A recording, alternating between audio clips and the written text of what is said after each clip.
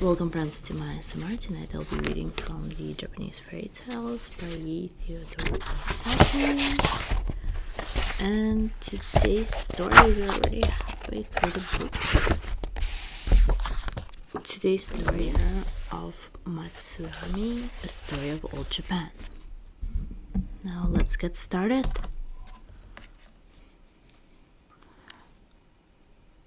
Long years ago in old Japan, there lived in a province of Echigo, a very remote part of Japan even in these days, a man and his wife. When this story begins, they had been married for some years and were blessed with one little daughter. She was the joy and pride of both their lives, and in her they stored an endless source of happiness for their old age. What golden letter days in their memory were these that had marked her growing up, from babyhood to visit to the temple when she was just 30 days old, her proud mother carrying her robed and ceremonial kimono to be put under the patronage of the family's household god. Then her first dolls festival, when her parents gave her a set of dolls and their miniature belongings to be added to as year succeeded year, and perhaps the most important occasion of all, on her 3rd birthday, when her first obi, broad brocade sash of scarlet and gold was tied round her small waist, a sign that she'd crossed the threshold of girlhood and left infancy behind. Now that she was 7 years of age and had learned to talk and to wait upon her parents in those several little ways so dear to the hearts of fond parents, their cup of happiness seemed full. There could not be found in the whole of the island empire and happier little family. One day there was much excitement in the home, for the father had been suddenly summoned to the capital on business. In these days of railways and jinrikshas and other rapid modes of traveling, it is difficult to realize what such a journey as that from Matsuyama to Kyoto meant. The roads were rough and bad, and ordinary people had to walk every step of the way, whether the distance were 100 or several hundreds miles. Indeed, in those days it was a great an undertaking to go up to the capital, as it is for Japanese to make voyage to Europe now. So the wife was very anxious while she helped her husband get ready for the long journey, knowing what an arduous task lay before him. Vainly she wished that she could accompany him, but the distance was too great for the mother and child to go. And besides that, it was the wife's duty to take care of the home. All was ready at last, and the husband stood in the porch with his little family round him. "Do not be anxious, I will come back soon," said the man. "While I am away, take care of everything, and especially of our little daughter. Yes, we shall be all right, but you must take care of yourself, and delay not a day in coming back to us," said the wife, while the tears fell like rain from her eyes. The little girl was the only one to smile, for she was ignorant of the sorrow of parting and did not know what going to the capital was at all different from walking to the next village, which her father did very often. She ran to his side and caught hold of his long sleeve to keep him a moment. "Father, I will be very good while I'm waiting for you to come back, so please bring me a present." As the father turned to take a last look at his weeping wife and smiling, eager child, he felt as if someone were pulling him back by by the hair. So hard was it for him to leave them behind, for they had never been separated before. But he knew that he must go, for the call was imperative.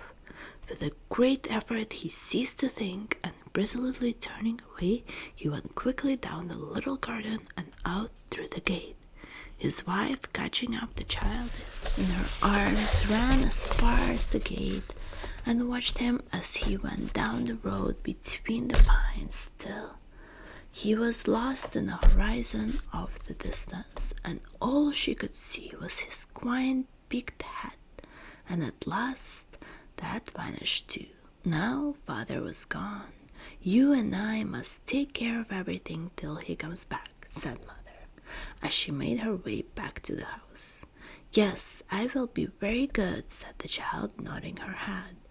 And when father comes back, please tell him how good I have been, and then perhaps he will give me a present. Father is sure to bring you something that you want very much. I know, for I asked him to bring you a doll. You must think of father every day and pray for a safe journey till he comes back. Oh, yes, when he comes home again, how happy I shall be, said the child, clapping her hands and her face growing bright with joy at the glad thought seemed to the mother as she looked at the child's face that her love for her grew deeper and deeper. Then she set to work to make the winter clothes for the three of them. She set up her simple wooden spinning wheel, spun the thread before she began to weave the stuffs. In the intervals of her work, she directed the little girl's games and taught her to read the old stories of her country. Thus did the wife find consolation in work during the lonely days of her husband's absence. While the time was thus slipping quickly by the quiet home, the husband finished his business and returned. He would have been difficult for anyone who did not know the man well to recognize him. He had traveled day after day, exposed to all weathers, for about a month altogether, and was sunburned to bronze. But his fond wife and child knew him at a glance, and flew to meet him from either side, each catching hold of him of one of his sleeves in their eager greeting. Both the man and his wife rejoiced to find each other well. It seemed a very long time to all till the mother and child helping. His straw sandals were untied, his large umbrella had taken off, and he was again in their midst in the old familiar sitting room that had been so empty while he was away. As soon as they had sat down on the white mats, the father opened a bamboo basket that he had brought in with him and took out a beautiful doll and a lacquer box full of cakes. Here, he said to the little girl, is a present for you. It is a prize for taking care of mother and the house so well while I was away.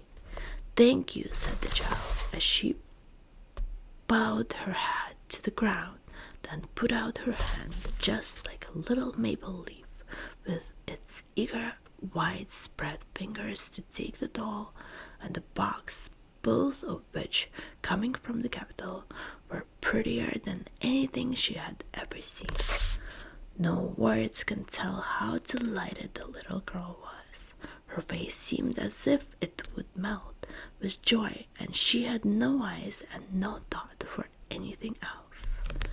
Again the husband dived into the basket and brought out, this time, a square wooden box carefully tied up with red and white string. Handing it to his wife, said, this is for you. The wife took the box, opening it carefully, took out a metal disc with a handle attached. One side was bright and shining like a crystal, and the other was covered with raised figures of pine trees and storks, which had been carved out of its smooth surface in lifelike reality.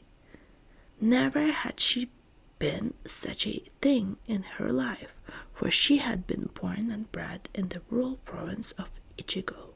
She gazed into the shining disk, and, looking up with surprise and wonder pictured on her face, she said, "I see somebody looking at me in this brown thing. What is it that you have given me?" The husband laughed and said, "Why, it is your own face that you see. What I have brought you is called a mirror, and whoever looks into its clear surface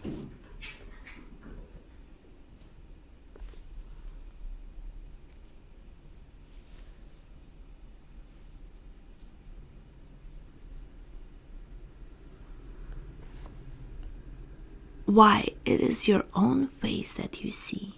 What I have brought you is called a mirror, and whoever looks into its clear surface can see their own form reflected there, although there are none to be found in this out-of-the-way place."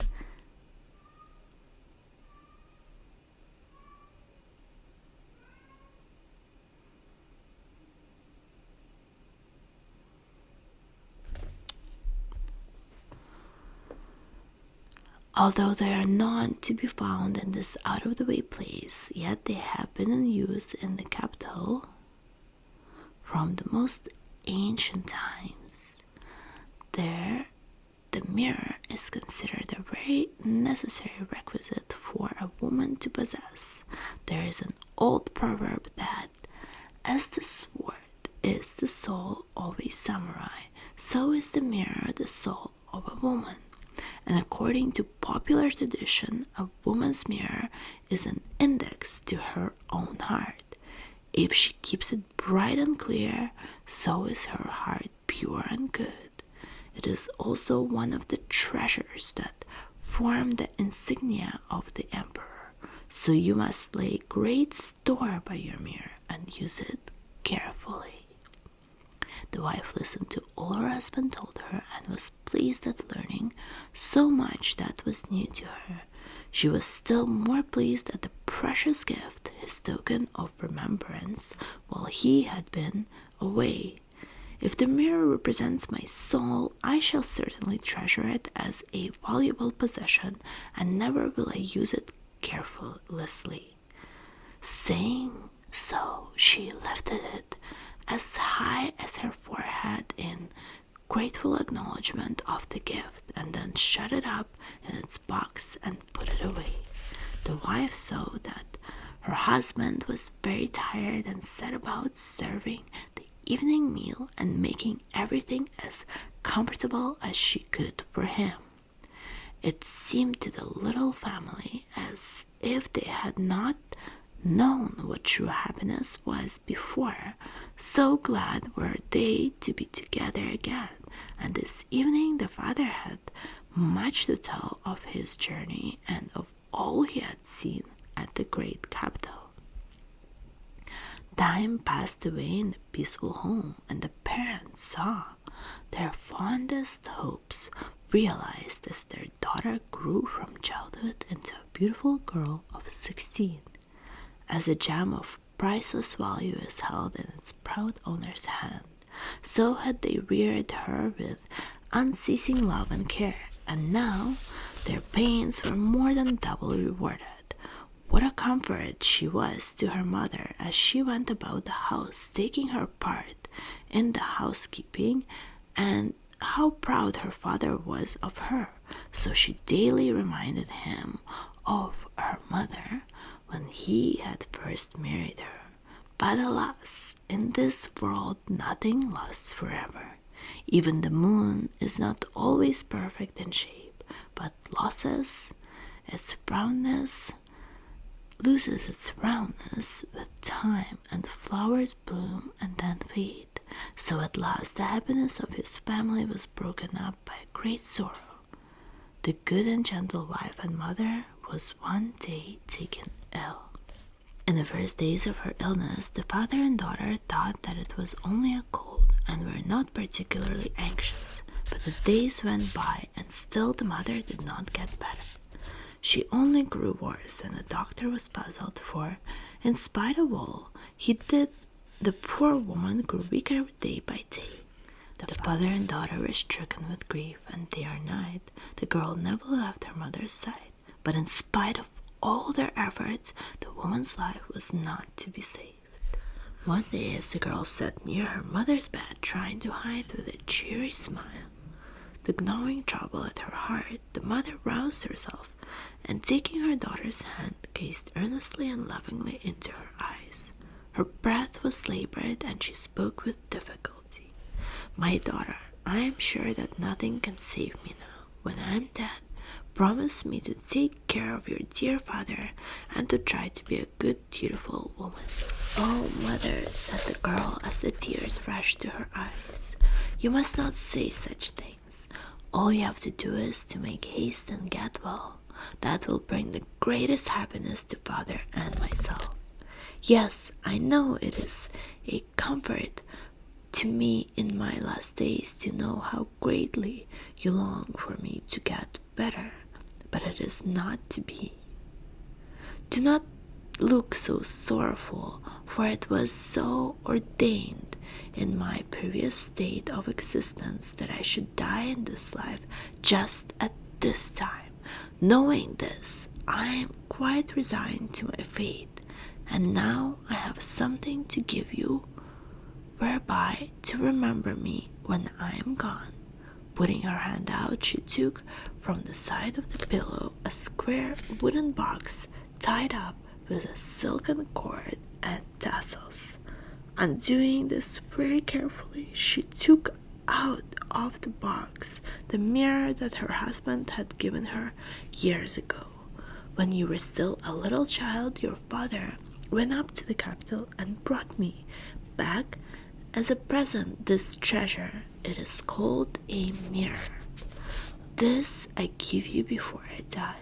If after I have ceased to be in this life you are lonely and long to see me sometimes, then take out this mirror, and in the clear and shining surface you will always see me. So you will be able to talk and meet with me often and tell me all your heart. And that I shall not be able to speak, I shall understand and sympathize with you, whatever may happen to you in the future." With these words, the dying woman handed the mirror to her daughter. The mind of the good mother seemed to be now at rest, and sinking back without another word, her spirit passed quietly away that day. The bereaved father and daughter were wild with grief, and they abandoned themselves to their bitter sorrow. They felt it to be impossible to take leave of the loved woman who till now had filled their whole lives, and to commit her body to the earth. But this frantic burst of grief passed, and then they took possession of their own hearts, again crushed though they were in resignation. In spite of this, the daughter's life seemed to her desolate. Her love for her dead mother did not grow less with time, and so keen was her remembrance that everything in daily life, even the falling of the rain and the blowing of the wind, reminded her of her mother's death and all that they had loved and shared together. One day, when her father was out and she was fulfilling her household duties alone, her loneliness and sorrow seemed more than she could bear. She threw herself down in her mother's room and wept as if her heart would break. Poor child! She longed just for one glimpse of the loved face, one sound of the voice calling her pet name, or for one moment's forgetfulness of the aching void in her heart. Suddenly she sat up. Her mother's last word had rung through her memory, hitherto dulled by grief. Oh, my mother told me when she gave me the mirror as a parting gift that whenever I looked into it, I should be able to meet her, to see her. I had nearly forgotten her last words. How stupid I am. I will get the mirror now and see if it can possibly be true. She dried her eyes quickly and going to the cupboard took out the box that contained the mirror, her heart beating with expectation as she lifted the mirror out and gazed into its smooth face. Behold, her mother's words were true. In the round mirror before her she saw her mother's face, but oh, the joyful surprise! It was not her mother, thin and wasted by illness, but the young and beautiful woman as she remembered her back in the days of her own earliest childhood. It seemed to the girl that the face in the mirror must soon speak, almost that she heard the voice of her mother telling her again to grow up a good woman and a dutiful daughter, so earnestly did the eyes in the mirror look back into her own. It is certainly my mother's soul that I see. She knows how miserable I am without her, and she has come to comfort me. Whenever I long to see her, she will meet me here. How grateful I ought to be, and from this moment, from this time, the weight of sorrow was greatly lightened for her young heart. Every morning, to gather drinks for the day's duties before her, and every evening for the consolation before she lay down to rest, did the young girl take out the mirror and gaze at the reflection which, in the simplicity of her innocent heart, she believed to be her mother's soul. Daily she grew in the likeness of her dead mother's character, and was gentle and kind to all, and dutiful daughter to her father. A year spent in mourning had thus passed away in the little household, when by advice of his relations the man married again, and the daughter now found herself under the authority of a stepmother. It was a trying position, but her days spent in the recollection of her own beloved mother, and of trying to be what that mother would wish her to be, had made the young girl docile and patient, and she now determined to be willing and dutiful to her father's wife in all respects. Everything went on apparently smoothly in the family for some time under the new regime. There were no winds or waves of discord to ruffle the surface of everyday life, and the father was content. But it is a woman's danger to be petty and mean, and stepmothers are proverbial all the world over. This one's heart was not as her first smiles were.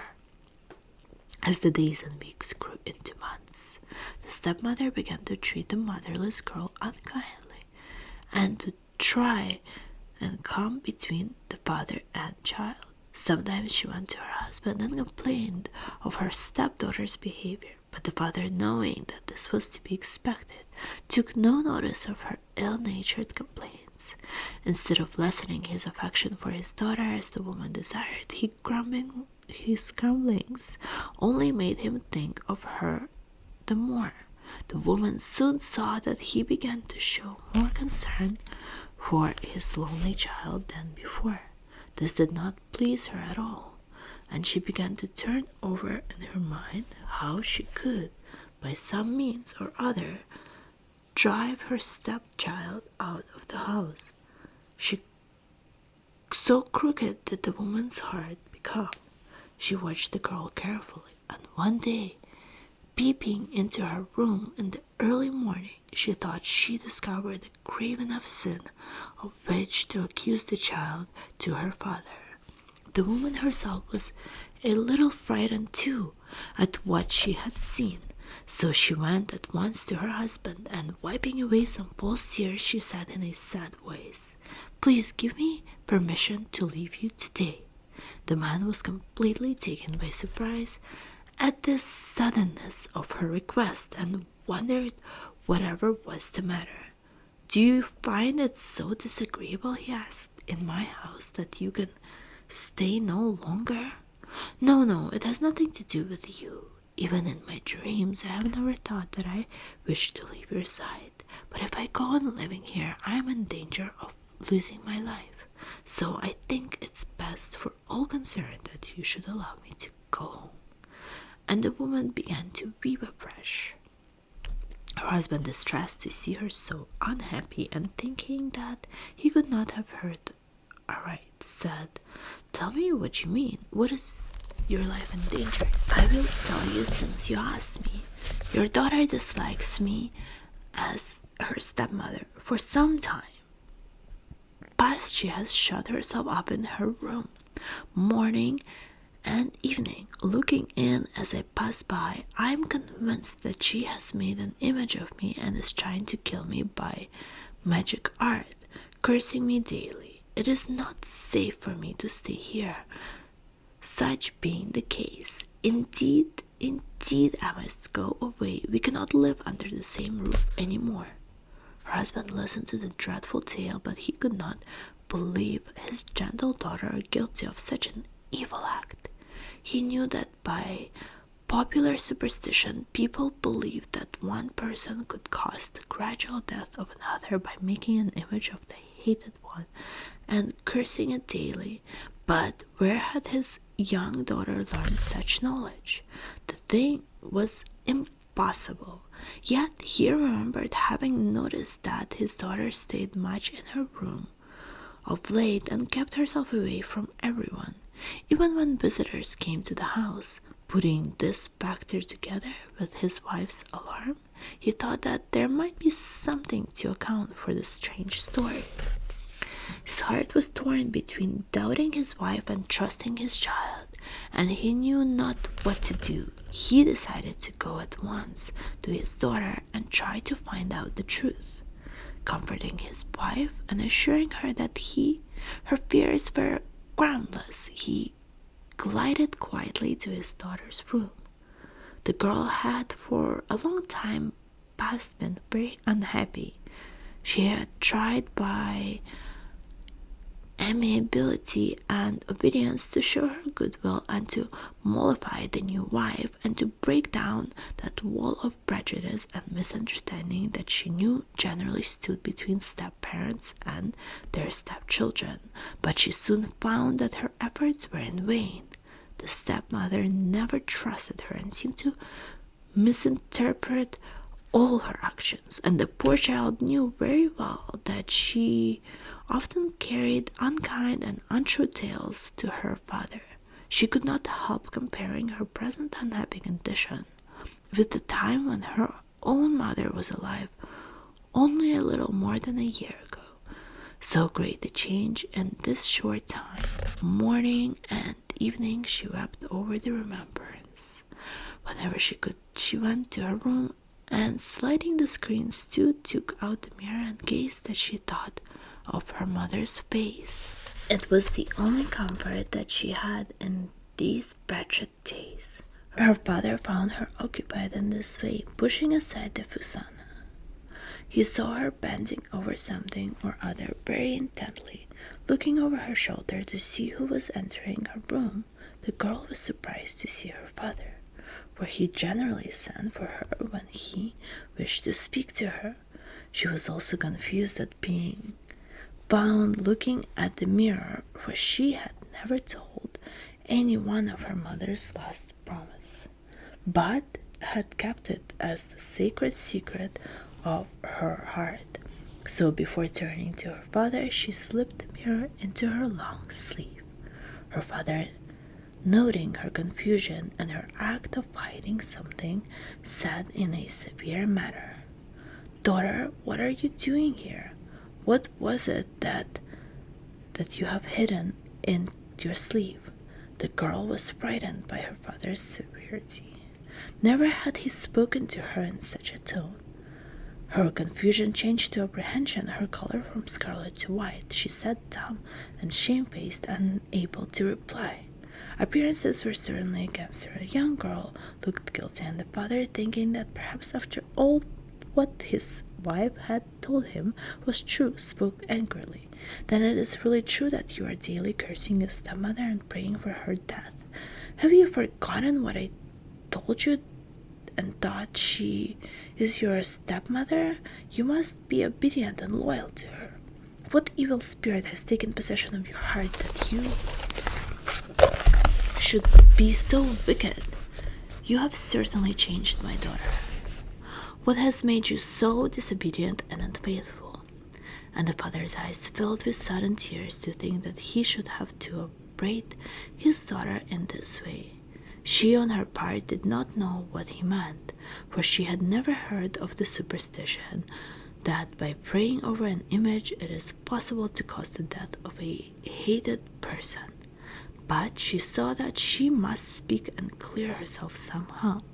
She loved her father dearly and could not bear the idea of his anger. She put out her hand on his knee deprecatingly. Father, father, do not say such dreadful things to me. I am still your obedient child indeed.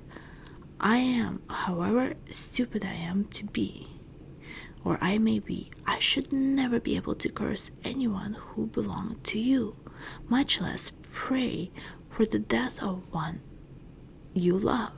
Surely someone has been telling you lies, and you are dazed and you know not what you say, or some evil spirit has taken possession of your heart. As for me, I do not know, no, not so much as a dewdrop of the evil thing of which you accuse me.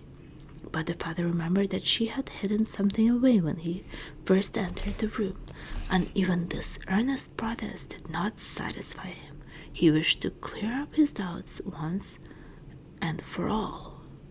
Then why are you always alone in your room these days? And tell me, what is it that you have hidden in your sleeve? Show it to me at once. Then the daughter thought, shy of confessing how she had cherished her mother's memory, and saw that she must tell her father all in order to clear herself. So she slipped the mirror out from her long sleeve and laid it before him. This, she said, is what you saw me looking at just now. Why, he said in great surprise, this is the mirror that I brought as a gift to your mother when I went up to the capital many years ago. And so you have kept it all this time? Now, why do you spend so much of your time before this mirror? Then she told him of her mother's last words, and of how she had promised to meet her child whenever she looked into the glass. But still the father could not understand the simplicity of his daughter's character in not knowing that what she saw reflected in the mirror was in reality her own face and not that of her mother. What do you mean? He asked. I do not understand how you can meet the soul of your lost mother by looking in this mirror. It is indeed true, said the girl, and if you don't believe what I say, look for yourself. And she placed the mirror before her. There, looking back from the smooth metal disc, was her own sweet face. She pointed to the reflection seriously. Do you doubt me still? She asked, earnestly looking up into his face. With an exclamation of sudden understanding, the father smote his two hands together. How stupid I am! I last understand. Your face is like your mother's as the two sides of a melon. Thus you have looked at the reflection of your face all this time, thinking that you were brought face to face with your lost mother. You are truly a faithful child. It seems at first a stupid thing to have done, but it is not really so. It shows how deep has been your filial piety and how innocent your heart. Living in constant remembrance of your lost mother has helped you to grow like her in character. How clever it was of her to tell you to do this. I admire and respect you, my daughter, and I am ashamed to think that For one instant, I believed your suspicious stepmother's story and suspected you of evil and came with the intention of scolding you severely, while all this time you have been so true and good. Before you have no countenance before, and I beg you to forgive me. And here the father wept. He thought of how lonely the poor girl must have been, and of all that she must have suffered under her stepmother's treatment. His daughter steadfastly keeping her faith and simplicity in the midst of such adverse circumstances, bearing all her troubles with so much patience and amiability, made him compare her to the lotus which rears its blossom of dazzling beauty out of the smile and mud of the moats and ponds, fitting emblem of a heart which keeps itself unsullied with passing through the world. The stepmother, anxious to know what would happen, had all this while been standing outside the room. She had grown interested and gradually pushed the sliding screen back till she could see all that went on. At this moment she suddenly entered the room, and dropping to the mat, she bowed her head over her unspread hands before her stepdaughter. I am ashamed, she explained in broken tones. I did not know what a filial child you were, though no fault of yours, but with a stepmother's jealous heart, I have disliked you all the time, hating you so much myself. It was but natural that I should think you reciprocated the feeling, and thus, when I saw you retire soft into your room, I followed you, and when I saw you gaze daily into the mirror for long intervals, I concluded that you had found out how I disliked you, and that you were out of revenge trying to take my life by magic art.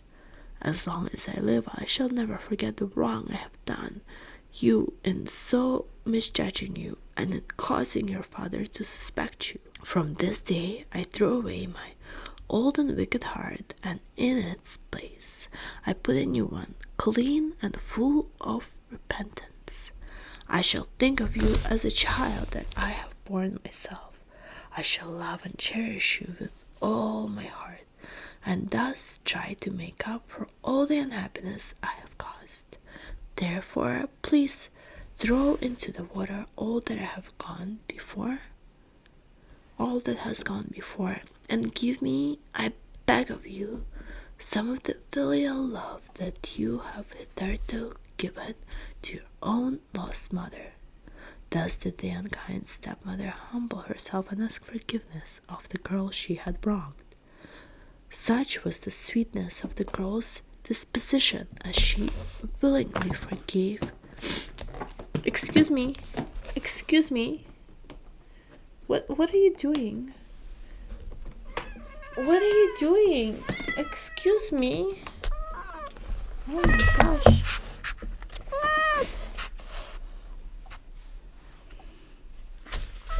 Such was the sweetness of the girl's disposition that she willingly forgave her stepmother and never bore a moment's resentment or malice toward her afterwards. The father saw by his wife's face that she was truly sorry for the past, and was greatly relieved to see the terrible misunderstanding wiped out of remembrance by both the wrongdoer and the wronged. From this time on, the three lived together as happily as fish in water. No such trouble ever darkened the home again, and the young girl gradually forgot that year of unhappiness in the tender love and care that her stepmother now bestowed on her. Her patience and goodness were rewarded at last. Thank you so much for listening to tonight's my smart fairy tale, and I'll see you next month with the next one. Good night. Bisous.